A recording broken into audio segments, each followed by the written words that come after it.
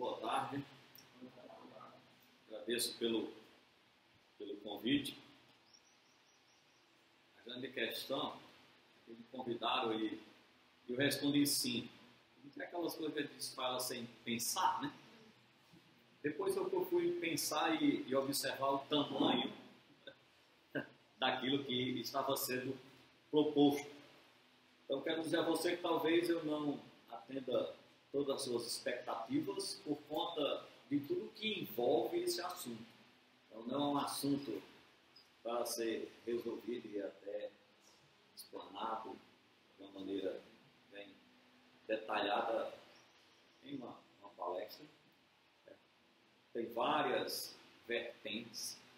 Então, eu irei traçar de uma forma que eu achei melhor, certo? Para mim, e espero que também seja melhor para você. E o meu propósito é que você tenha pelo menos uma noção daquilo que a gente fala de economia. Okay? E ver também, claro, tendo essa visão diante daquilo que a Bíblia nos oferece. Okay? São algumas obras que foram lidas, certo? Para fazer, certo? Para trabalhar nessa palestra, que você pode ver essas obras, certo? Você pode consultá-las, ler. Muito obrigado. Então, são obras boas, com exceção do dicionário, que foi por conta de algumas palavras que a gente teve que buscar a sua origem para entender melhor. Mas são obras que vão ajudar vocês, certo? Sobre esse assunto, ok?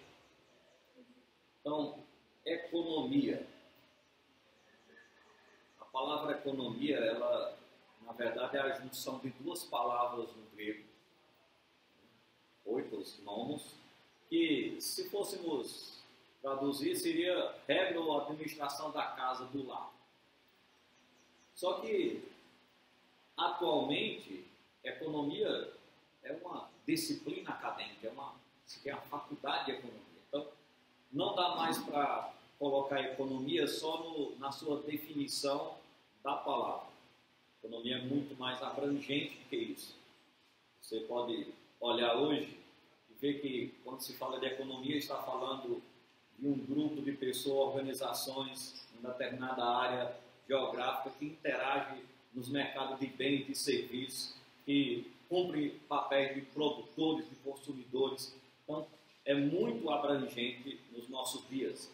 Então, o conceito de economia está dentro da sociedade com tudo aquilo que se refere a recursos. Bens, serviços, valores, distribuição e até o próprio indivíduo. Então, tudo isso está dentro da economia. Às vezes eu esqueço de passar aqui esses slides. Né? Ok? Então, partindo da economia como uma ciência que estuda os processos de produção, distribuição, acumulação, consumo de bens, nós podemos ver que a economia, ela controla tudo aquilo que você dá valor, você atribui valor. Tudo isso que você atribui valor acaba sendo algo que tem valor econômico, seja no uso restrito da palavra, seja na abrangência dele.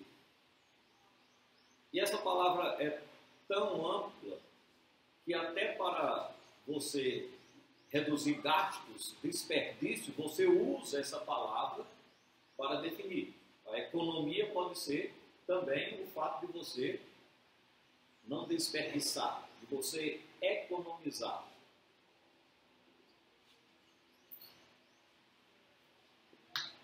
Dentro disso, o que a gente pode pensar? A economia é uma questão extra-bíblica? Nós podemos chegar à conclusão que não é possível ter uma perspectiva bíblica cristã para esse assunto? Eu creio que a resposta é não. Se consideramos Deus como Criador de todas as coisas, Criador do universo, sustentador de todas as coisas, quem estabelece império, reis, autoridades. Então, Deus, com certeza, tem algo a nos dizer sobre economia. Então, quando se fala de economia, certo? Não, Deus é questão religiosa. Economia deixou aqui para que os homens resolvessem. Não é dessa forma que eu penso. Eu creio que Deus sim está no controle de todas as coisas e economia é algo que Deus tem para nos ensinar e muito. Certo? Então, para melhor entendimento, eu dividi em algumas partes. Por exemplo, vendo uma visão da economia pós-apóstolo, pós-apostólica. Qual foi a visão que se teve de economia depois da morte dos apóstolos, que surgiram os pais da igreja, vieram os concílios? Qual a visão de economia? Depois a visão da economia com relação à influência da reforma protestante. Como a partir da reforma, certo, se teve uma noção de economia. E depois nós vamos falar um pouco da economia dentro da perspectiva divina, certo? Para que vocês possam então entender aonde eu quero chegar com isso. Então, a vida econômica, a visão econômica pós-apostólica até mais ou menos a Idade Média. Para você ter uma ideia, é comum o pensamento de que trabalho é um fator econômico.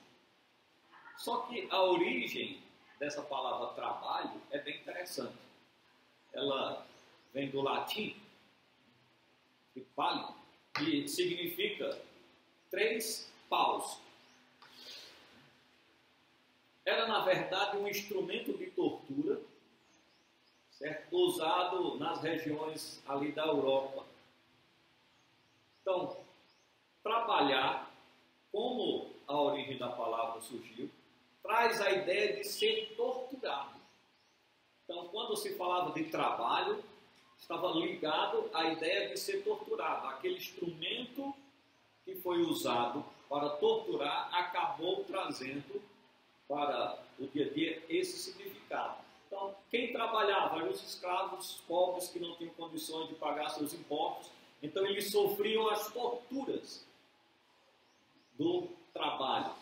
Isso também deve-se à ideia católica romana de que o castigo de Adão foi o trabalho, o suor do teu rosto comerás. Essa palavra ela foi mudando, mas não passou a ter uma ideia melhor. Passou a ter uma ideia de algo que faz sofrer, que provoca dor. Uma palavra francesa foi usada para definir trabalho, que era fazer uma atividade exaustiva, uma atividade difícil, uma atividade que causa dor. Então, quando nós olhamos para o trabalho depois mais ou menos do início dos pais da igreja até a Idade Média, a maneira como se via o trabalho era a maneira ruim, era algo que torturava, que trazia sofrimento. Como o trabalho é um fator econômico, logo, certo?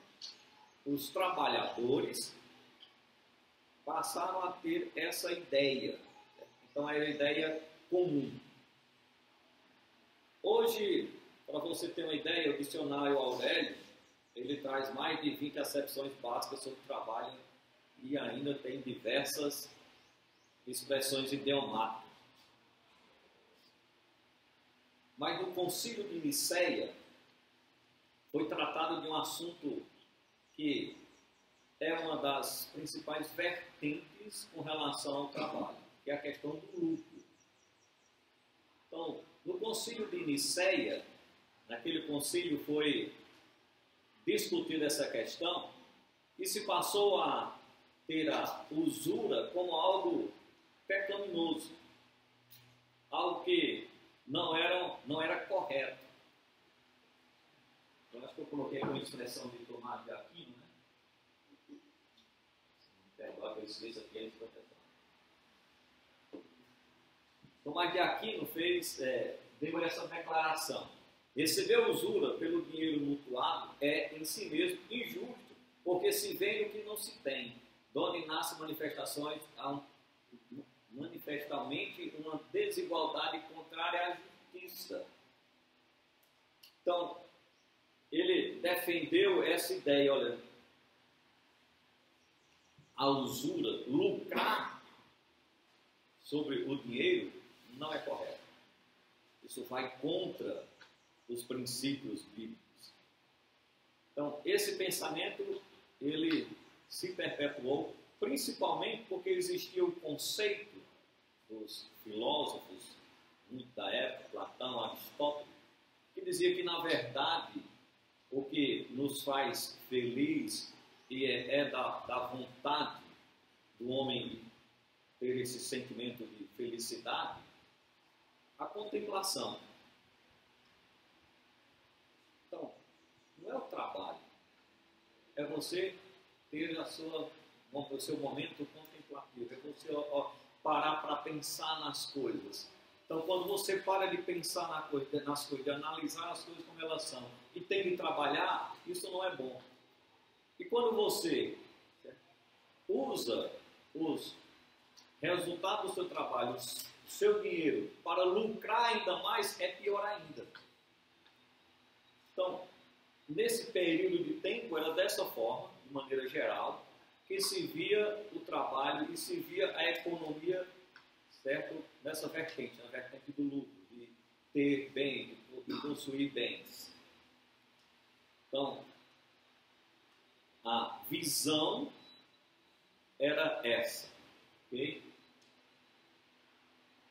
E aí nós temos uma mudança de visão a partir da influência da Reforma Protestante. Com a Reforma Protestante, o conceito cristão de trabalho sofreu uma mudança muito grande. Calvino, fundamentado nas Escrituras, ele conferiu ao trabalho humano dignidade e valor espiritual. E isso provocou uma repercussão muito grande no desenvolvimento econômico.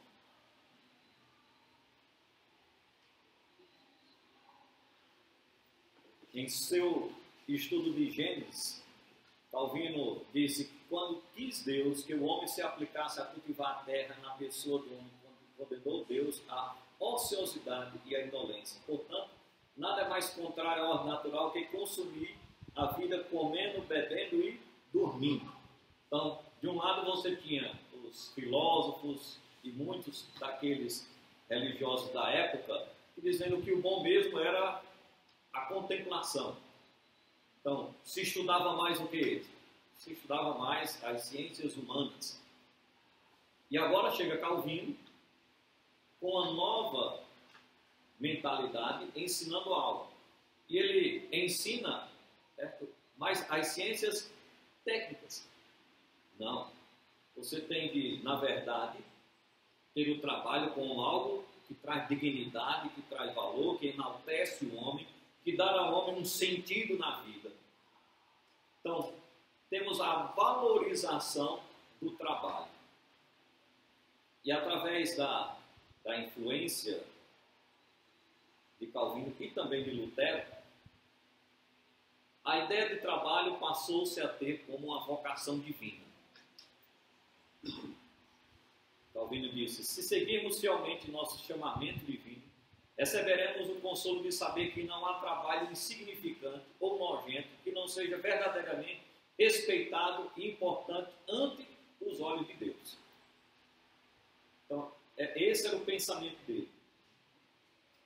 E um dos textos que ele deixava bem claro isso, esse seu pensamento, era no comentário de 2 Tessalonicenses, capítulo 3, verso 10. Quando Paulo diz, e ele censura os preguiçosos que querem viver do suor dos outros. Então, Calvino deu uma nova visão também sobre a questão da usura, que antes era utilizado como algo pecaminoso. Calvino vai dizer que não é proibido ganhar dinheiro do dinheiro. A ideia dele é que eu não posso simplesmente achar que a quem eu empresto e ele desfruta desse dinheiro, que eu que emprestei não tenha também parte dele. Ele só condenava aquele que não tinha condições de pagar. Então ele diz, olha, o que é condenado é você fazer isso com aqueles irmãos que não têm condições de pagar a vocês. E ele ainda levava um pensamento maior, proibindo até para o irmão. Ele diz, olha, não deve ser para o povo de Israel emprestar ao povo de Israel. Ele usava muito esse pensamento. Então, surgiu então essa diferença de pensamento.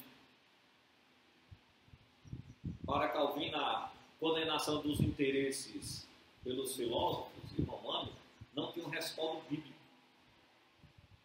E em Êxodo 22, 25, em seu comentário, ele escreveu: a questão aqui não é sobre a usura, como muitos têm falsamente pensado, como se ele nos comandasse a emprestar gratuitamente e sem qualquer expectativa de ganho, mas no ato do empréstimo, a vantagem privada é geralmente buscada e, portanto, nós negligenciamos o pobre e emprestamos nosso dinheiro apenas ao rico, de quem esperamos alguma compensação. Então, no caso aqui, o que Calvino diz é que a maneira como nós usamos os nossos recursos na questão do empréstimo é que está errada.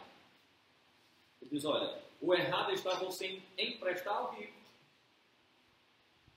E a gente vai falar um pouco mais sobre isso quando formos falar na questão da visão bíblica. Olha, esse é o problema. Quem realmente precisa do empréstimo é o pobre. Ele é que precisa.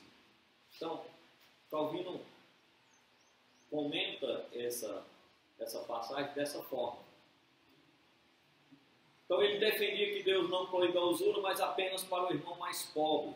O outro argumento definido por Calvino, nessa sua situação, é que as leis dos nossos dias, ou dos dias dele, era diferente daquelas do Antigo Testamento. Ele não dava para trazer para a realidade dos seus dias aquilo declarado lá. Poderia trazer os princípios, mas não aplicar da maneira como era aplicada no Antigo Testamento. Essa posição de Calvino surgiu, então, vários críticos, e uma obra, ela foi publicada em 2 volumes, por um alemão chamado Max Weber, né? Então, pronunciar tem que dar um nó assim na língua, né? Weber. Né? Então, ele escreveu uma obra, A Ética Protestante e o Espírito do Capitalismo.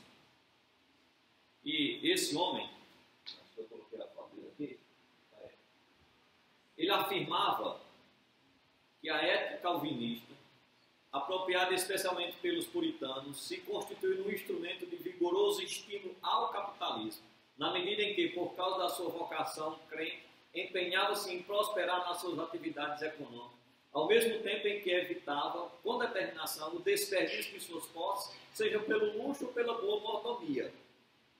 Então, o Max Weber ele vai ligar o surgimento do capitalismo com o pensamento de Calvino e do Lutero, dos reformadores protestantes. Então, o Weber ele escreve essa obra, são 2 volumes, hoje é só um volume. É só um livro, mas na época que ele lançou eram 2 volumes, em que ele vai fazer essa ligação. Ele vai dizer que o desenvolvimento do capitalismo deveu ser uma peculiaridade dos capitalistas da Europa Ocidental e norte-americana, que eram protestantes. A ideia dele é, olha os países que têm mais recursos, são protestantes. Então, a conclusão que levou a essa observação foi que a ética protestante favoreceu o surgimento do capitalismo.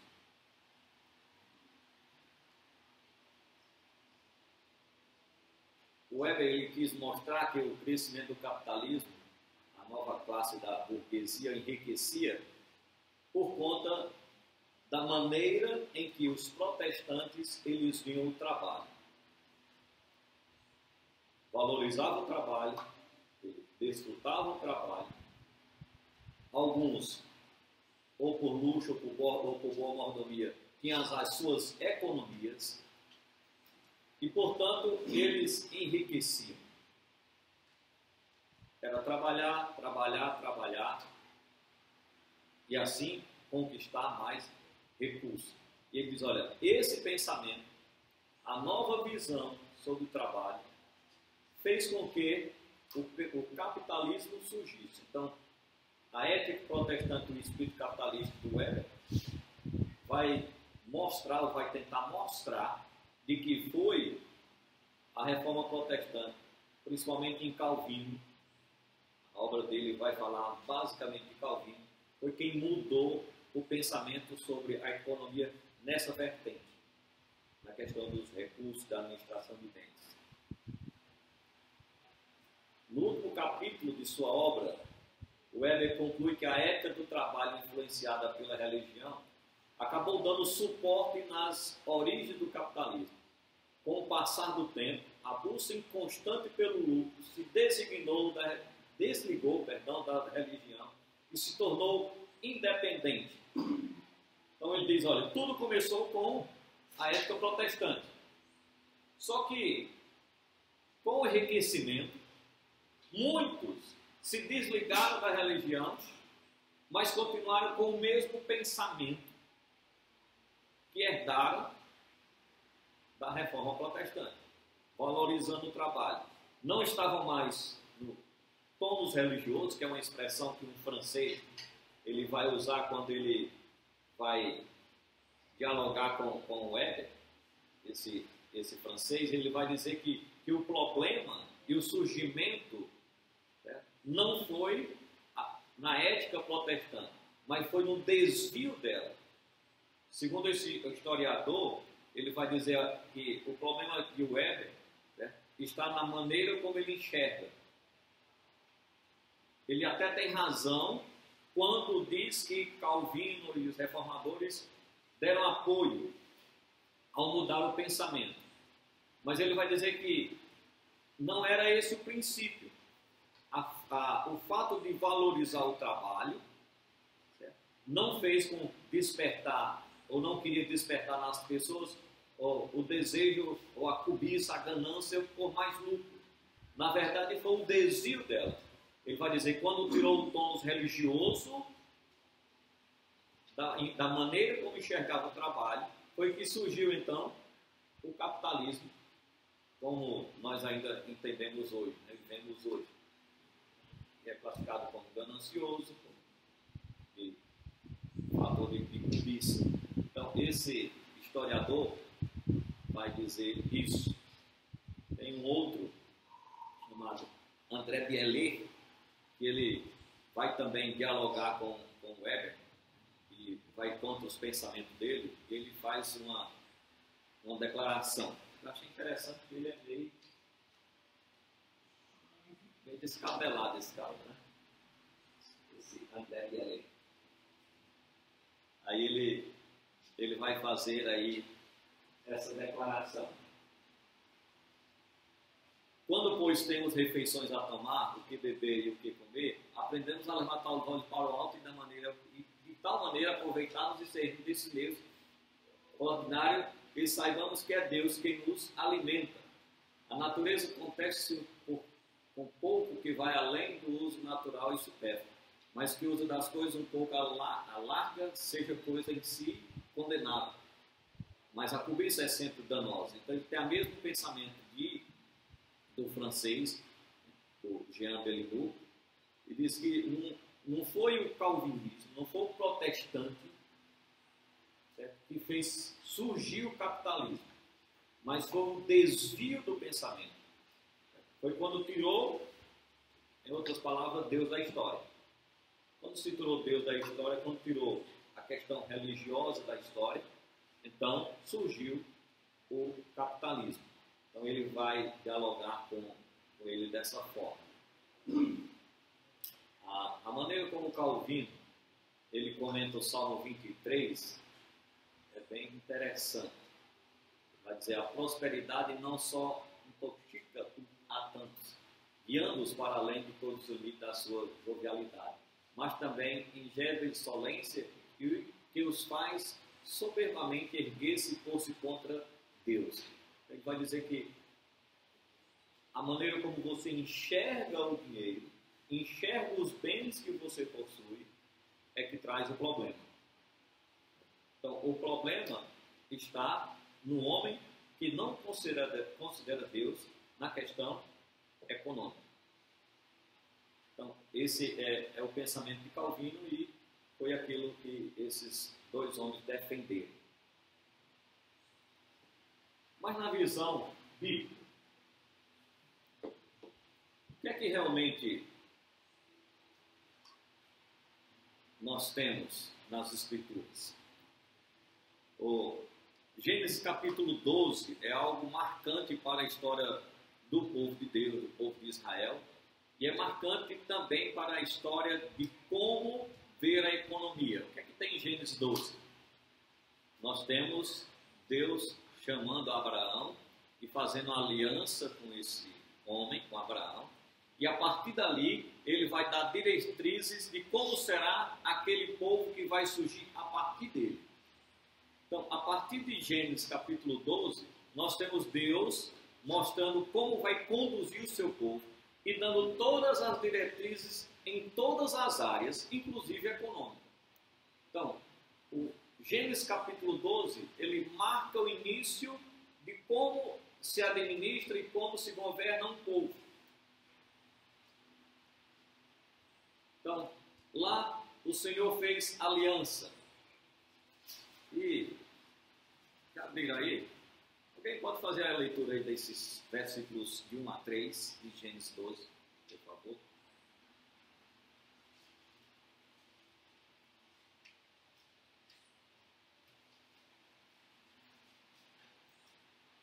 Ora, disse o Senhor a Abraão, sai da tua terra, da tua parentela, da casa do teu pai, vai para a terra e mostrarei. E de ti farei uma grande nação, e te abençoarei, e te engrandecerei o nome, se tu não pensa, abençoarei os que te abençoarem, e amaldiçoarei os que te amaldiçoarem, por ti serão benditas todas as famílias da terra. Então, nessa aliança que Deus estabeleceu com Abraão, ele vai fazer promessas, e a promessa envolve todas as áreas. Ele diz, olha, eu vou te abençoar, tu vai ser alguém grande, eu vou fazer o teu nome grande. Né? No sentido de que, quando nós olhamos na história de Abraão, ele tem muitas posses. E conhecendo a história de Abraão, nós sabemos como Deus abençoou. Abraão saiu da casa dele, certo? Foi para uma terra que ele não conhecia, obedeceu ao Senhor, e nós temos um homem com muita prosperidade. E a partir de Abraão, Deus então vai formar o seu povo e vai dar diretrizes para esse povo. Como eles deveriam se comportar em todas as áreas de sua vida. E seriam abençoados por Deus. Inclusive na questão econômica. Então, teria pobres e ricos? Sim, teria. Por conta disso, Deus estabeleceu algumas normas a serem seguidas. Por exemplo, o ano de jubileu, lá em Levítico 25:10, e santificarei o ano 50º e proclamarei liberdade na terra a todos os seus moradores. O ano de jubileu vos será, e tornarei cada um a sua possessão e cada um a sua família. No capítulo 27, verso 24, Deus diz, no ano de jubileu o campo tornará-se aquele que o vendeu, aquele de quem era a posse do campo por herança. Então foi que Deus estabeleceu nessa área econômica. A posse, ela é perpétua. Eu posso vender aquilo que o Senhor me concedeu? Posso. Mas ela tem um tempo determinado para ela voltar como minha herança. Então, o que acontecia? O que acontecia é que os negócios, principalmente negócios de terras, eram feitos a partir da data do ano de jubileu. Quanto mais próximo, menor o valor da terra, porque aquela pessoa ia desfrutar menos tempo da terra. Eu compraria uma terra e eu só ia desfrutar dessa terra por um período, porque no ano de jubileu, todas as posses voltariam para os seus herdeiros, aqueles que receberam a terra quando Deus assim distribuiu. Então, isso garantiu o quê? Entre outras coisas, garantiu o sustento para os filhos, para as gerações futuras.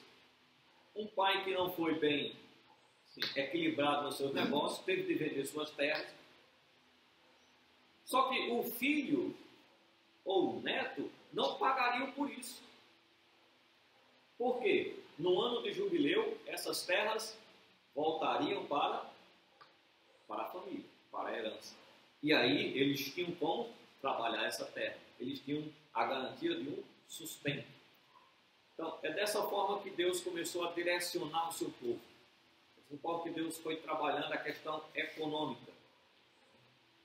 Então, ele não condena aqueles que compraram a terra, que foram empreendedores. Mas, sabendo disso, que existia essa diferença de um para o outro, ele estabeleceu uma lei, uma regra, que garantiria o futuro, as futuras gerações. Essa terra vai retornar. Em Levítico 23, 22, diz: quando cegardes a mercê da vossa terra, não rebuscarei os cantos do vosso campo, nem colherei as espigas caídas da vossa cega. Para o pobre e para o estrangeiro as deixai. Eu sou o Senhor, vosso Deus. Deuteronômio 24, 19 a 21, diz: quando no teu campo cegares a messe, e nele esquecereis um feixe de espiga, não voltarás a tomá-lo. Para o estrangeiro, para o órfão e para a viúva será, para que o Senhor teu Deus te abençoe em toda obra das tuas mãos. Quando sacudires a tua oliveira, não voltarás a colher do fruto dos ramos. Para o estrangeiro, para o órfão e para a viúva será. Quando vidimares a tua vinha, não tomarás a rebuscá-la. Para o estrangeiro, para o órfão e para a viúva será o restante. Uma outra lei que Deus estabeleceu foi que aqueles que produziam, quando eles iriam colher os seus frutos, eles não podiam ir para os cantos, para a eira, e também aquilo que era deixado para trás, aquilo que caísse, eles não poderiam pegar. Tudo que ficava no campo pertencia a quem? Pertencia àqueles menos favorecidos. Pertencia aos pobres, aos órfãos, às viúvas, ao estrangeiro. Nós temos um fato bem interessante, né? Que Ruth, né? Ruth foi beneficiada por isso. Lembra da história? Então, Deus está tomando providências para garantir que aquelas pessoas pobres, elas tivessem o suficiente para se manter. E ele dizia: olha, você que tem condições, que é empreendedor, quando for colher, você não pode voltar. Se um feixe cair, vai ficar lá, para que eu te abençoe. Então, Deus está mostrando ao seu povo como ele governa, o cuidado que ele tem com aqueles menos favorecidos, o cuidado que ele tem com as futuras gerações. Então, além de cuidar dos pobres do ano de jubileu, nós temos algumas questões financeiras que o Senhor aborda. Por exemplo, em Deuteronômio capítulo 15, do verso 1 ao verso 3, diz: ao fim de cada 7 anos farás remissão. Este, pois, é o modo da remissão. Todo credor que emprestou ao seu próximo alguma coisa redimirá o que havia emprestado. Não exigirá do seu próximo ou do seu irmão, pois a remissão do Senhor é proclamada. Do estranho pode exigir, mas o que tiveres em poder de teu irmão, que tal-o-ás. Capítulo 23, verso 19 e verso 20. Até o irmão não emprestarás com juros, seja dinheiro, seja comida ou qualquer coisa que é costume de emprestar com juros. Ao estrangeiro emprestarás com juros, porém a teu irmão não emprestarás com juros, para que o Senhor teu Deus te abençoe em todos os teus empreendimentos, na terra ao qual passas a possuir. Então, o Senhor está dando algumas determinações também com relação à economia, certo? No sentido mais prático, que a gente tem das questões das finanças. Então, quando nós estudamos nos primeiros 5 livros da Bíblia sobre isso, nós vamos perceber que os empréstimos eram essenciais para muitas pessoas conseguirem sair do seu estado de pobreza.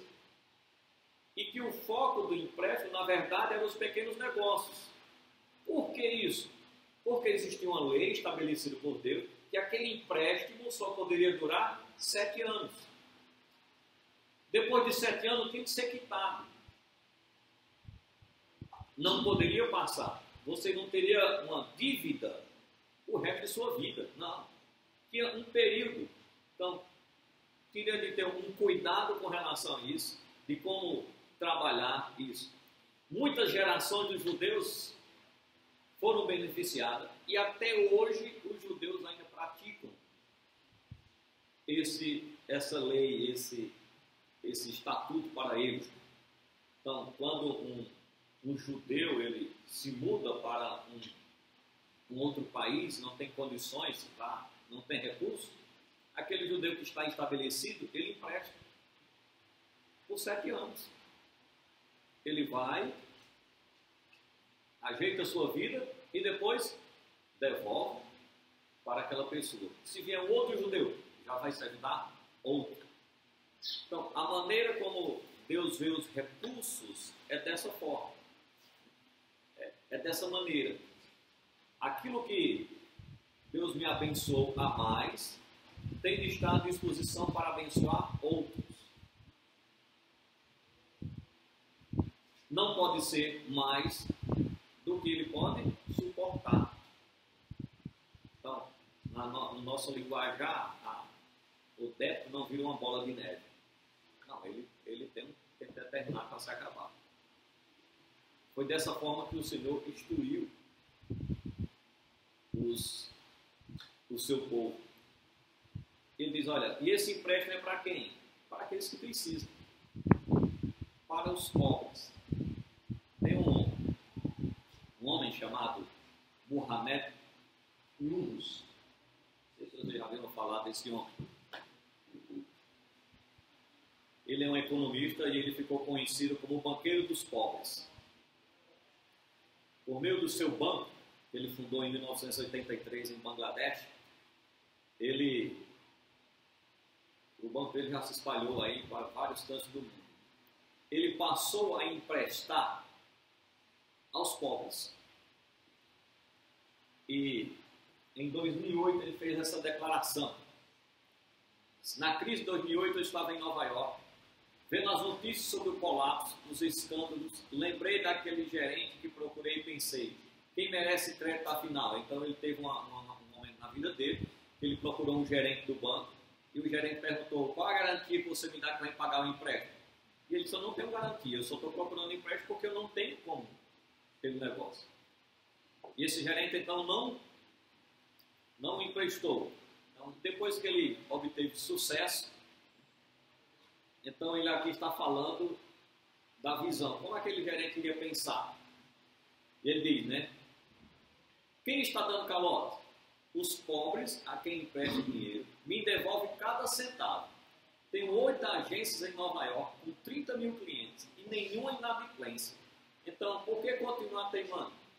Por que ensinar na universidade que o sistema bancário, sem se perguntar porque mais da metade da população do planeta não tem nada a ver com bancos? Construir rodovias à medida do desenvolvimento? Para mim, não existe desenvolvimento se pessoas têm uma única muda de roupa, ou se só fazem uma refeição ao dia. Então ele está dizendo, olha, tem um colapso aí, eu não enfrento isso. Não tenho inadimplência. Emprestei o dinheiro e todos me devolveram. Então, esse é um dos homens mais chamados para dar palestra sobre economia, pela maneira como ele enxergou. E o que foi que ele fez? Porque ele adotou um princípio bíblico sobre a economia. Empresta aos pobres, eles devolvem, ele vai emprestar a outros. aquele pobre saiu da sua situação de pobreza, melhorou de vida, devolveu o dinheiro ao banco. O banco, então, pode emprestar a outro, para que outro seja favorecido. Esse é o sistema bíblico. É isso que nós encontramos nas Escrituras. Muito se tem a ideia de que Deus ele é contra as riquezas, contra o crescimento econômico das pessoas. Se você observar no Evangelho de Mateus, eu vou fazer algumas observações nessas passagens, sobre a parábola do talentos. Nós encontramos na palavra do talento Jesus ensinando. Como toda parábola bíblica, né, tem seus níveis de significado. Quando a gente vai estudar, a gente sabe disso.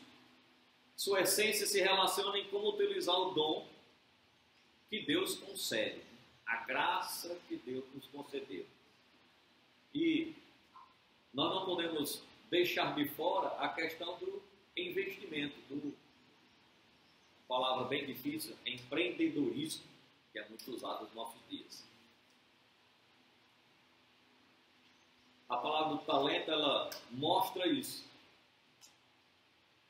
Quem foi chamado a atenção? Quem foi advertido? Aquele que não soube aplicar os seus recursos, os seus talentos. Em várias áreas. Nós podemos usar aquele texto para aplicar em várias áreas, inclusive na área econômica. Os bens que nós possuímos, por que devemos aplicar? Porque se você lembra lá em 1 João capítulo 3, acho que no verso 17, João vai dizer, aqueles que têm recursos na vida e fechar os olhos e não ajudar o próximo, né, esse não tem o amor de Deus. Então, é a maneira de investir os seus recursos, aquilo que Deus lhe deu. E essa parábola é uma lição crítica sobre a questão da habilidade que nós devemos ter de aplicar os recursos concedidos por Deus. Então, a parábola do talento está lá para nos ensinar. Ensinar que a preguiça não é recompensada por Deus. Pelo contrário, é condenada. E nós devemos saber muito bem como aplicar os recursos que chegam até nós. Nós não podemos esquecer também a questão da avareza. Quando nós olhamos e falamos no aspecto econômico, é algo que nós devemos considerar. A Bíblia fala muito sobre a questão da avareza. Ela fala muito na questão de como nós enxergamos os bens que possuímos, os recursos que nós temos. E o que nós observamos é que quando o homem se afasta de Deus, que esse é o ponto em que aqueles homens falaram lá sobre Calvino, o afastar-se de Deus foi que provocou todo um desequilíbrio econômico. Quando nós nos afastamos de Deus, nós ficamos avarentos. E a avarenta, ela pode ser chamada de várias maneiras. Né? A administração dos seus bens não é que eu não sou avarento, eu administro bem meus bens. Eu não sou avarento, é que eu estou guardando para o futuro. Né? Mas a Bíblia diz algo bem importante sobre isso. Lucas, capítulo 12, verso 15, diz, acautelai-vos e guardai-vos da avareza, porque a vida de qualquer não consiste na abundância do que possui. Não está sendo condenado o possuir, está sendo condenado a maneira como você enxerga o que possui. A avareza. O autor de Hebreus, no capítulo 13, verso 5, diz, seja vossos costumes sem avareza, contentando-vos com os que tendes. Porque ele disse, não te deixarei, nem te desampararei. Então o autor de Hebreus, ele, além de chamar a atenção sobre a questão da avareza, ele também chama a atenção da maneira como você reage em ter essas coisas ou não ter essas coisas. Então, o crente tem o seu costume arraizado na palavra de Deus, na verdade. O que é costume? São os atos, são as práticas. Então, o modo de pensar, de agir, aquilo que determina o meu comportamento, deve mostrar muito bem como eu enxergo as coisas, como eu valorizo as coisas.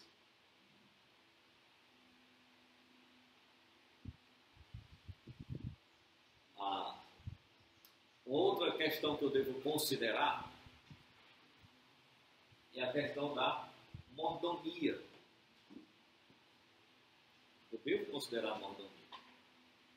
Lá em Gênesis 39 nós temos o exemplo de boa mordomia. Né? O que José faz lá é uma boa mordomia. Ele administrava, e mordomia é a capacidade de administrar. E ele administrava bem a casa de Potifar. Era um bom mordomo. E a mordomia não surgiu com José.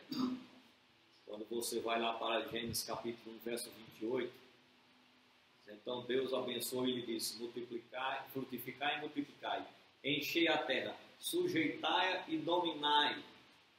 Então aí está a administração, aí está a mordomia.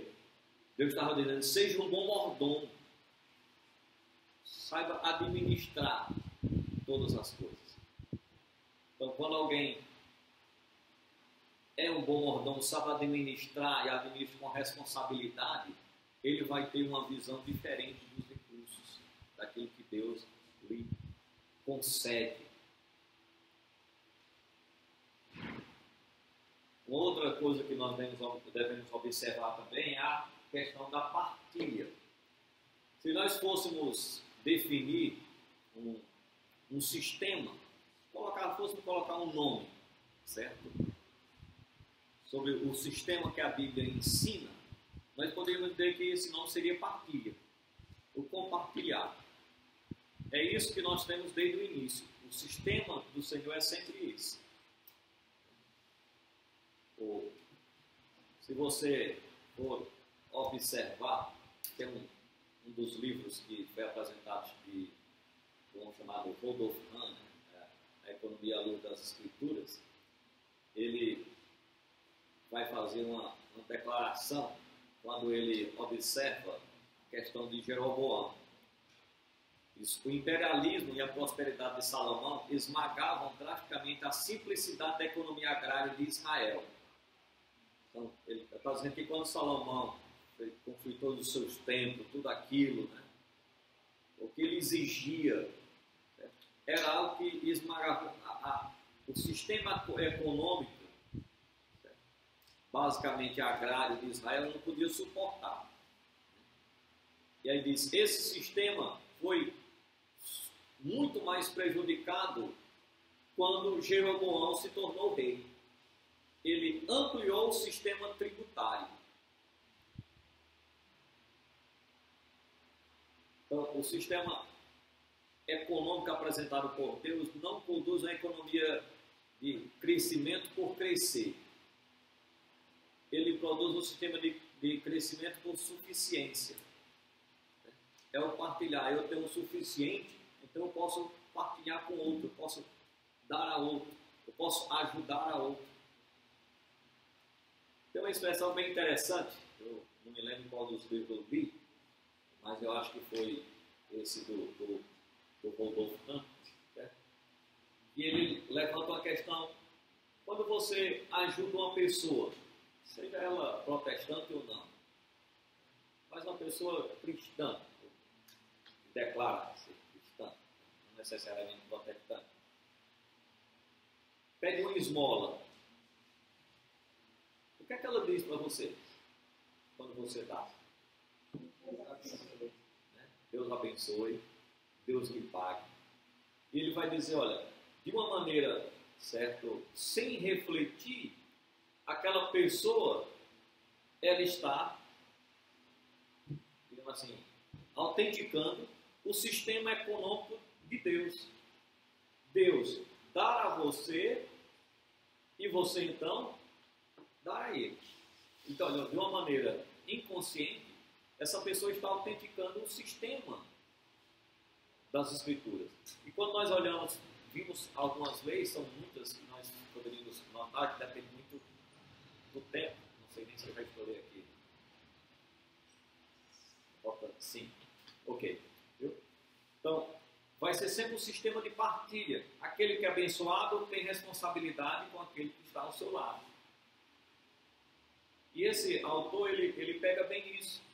Uma pessoa que não tem esse entendimento, mas quando você o ajuda, ele diz, Deus lhe pague. Eu não tenho condições de pagar o que você fez, mas Deus deu a você para que você desse a mim. Então, um sistema de compartilhar, de partilha. Então, na visão da economia moderna, primeiro a produtividade para depois a justiça social. Na visão econômica bíblica, primeiro a justiça social, depois a produtividade. Primeiro a ajuda. Depois eu posso até pensar em ter mais, da maneira de possuir algo mais. Mas eu não posso possuir sem ajudar. O João Calvino, ele fez uma declaração: temos de compartilhar liberalmente e agradavelmente com todos, e a cada um de distribuir os favores que o Senhor tem nos dado, pois isso é a única coisa que é legítima. Todas as bênçãos que gozamos são depósitos divinos que temos recebido com a condição de distribuí-lo aos demais. Então, o sistema bíblico, de maneira geral, é esse, é o de compartilhar.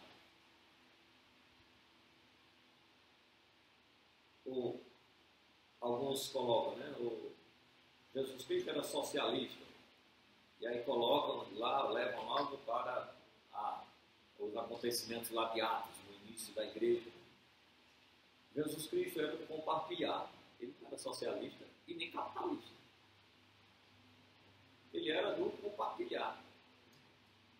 Então, quando a gente vai analisar lá o texto de Atos, nós vamos ver que não era que todo mundo pegava os seus recursos e traziam aos pés dos apóstolos. Não. Eram aqueles que voluntariamente queriam. E eles faziam isso, certo? Para ajudar os demais. E aqueles que recebiam, não recebiam, certo? Tudo de alguém. Não. Era segundo a necessidade de cada um. Então, ali é o sistema de compartilhar, do partilhar daquilo que possui. Então, esse é o sistema econômico que nós vemos nas Escrituras. E a responsabilidade está sobre nós. Eu devo ter muito cuidado, certo? Da maneira como eu vejo os meus bens, para não ser avarento. Eu tenho de ter cuidado para ser um bom mordomo. Eu tenho de ter cuidado para saber administrar aquilo que Deus tem nos dado. Então, a minha conclusão é que eu vejo que a Bíblia nos ensina, na verdade, uma economia de livre mercado. Isso é o que eu creio. A Bíblia não estabelece esse ou aquele sistema. Mas o que nós temos é a economia do livre mercado. É claro que nós não temos essa terminologia nas Escrituras.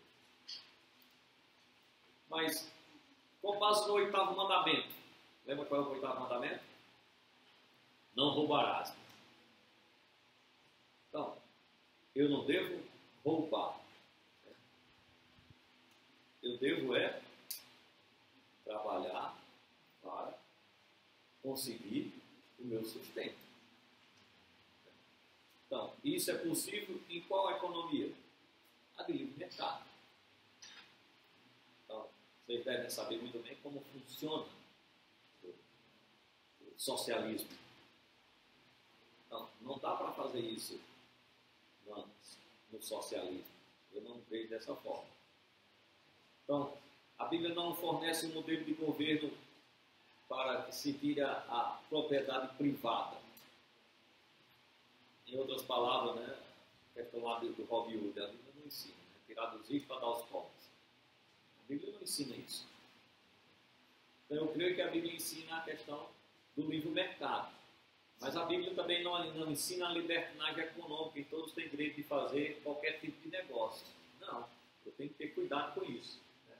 Eu não posso fazer todo tipo de negócio. Eu tenho que ter um controle. A libertinagem econômica é que traz prejuízo.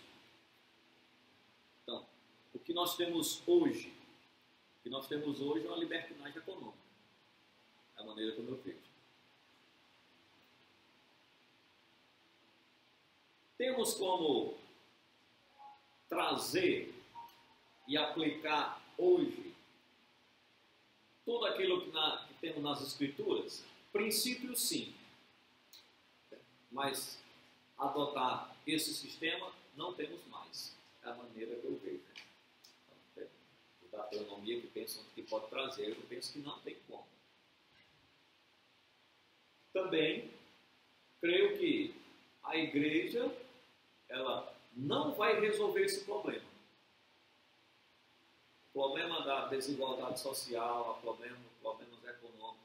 A igreja ela não vai resolver esse problema.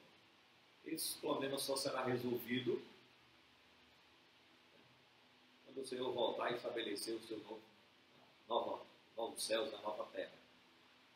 Agora, isso não tira a minha responsabilidade de ajudar o próximo. Não podemos não esquecer os 2 mandamentos que o Senhor diz que isso, toda a lei, todos os estatutos, todos os mandamentos estavam ali juntos. Amar a Deus sobre todas as coisas, amar ao próximo como a si mesmo. Então, o amor ao próximo me dá a responsabilidade de ajudá-lo e de saber como eu administro aquilo que Deus me deu. Então, não importa se o sistema de um país onde eu vivo seja ele socialista ou capitalista. Eu continuo com a responsabilidade para com o meu irmão. Agora, não creio que será a igreja que irá transformar e adotará um sistema econômico que resolverá todos os problemas. Agora não. Isso é algo que pertence ao Senhor do futuro. Quando Ele estabelecer o seu reino, então os problemas serão resolvidos. A igreja não vai resolver essa questão. Não sei se atender às suas expectativas, só tentei transmitir algo que fosse prático para o seu dia a dia, né? E que você possa ter aí o conhecimento maior sobre isso. Pesquise, nós temos bons livros, eu formei alguns, mas tem muito material, né, que pode ser visto, pode ser estudado por vocês. Muito obrigado. Obrigado, pastor Edilson.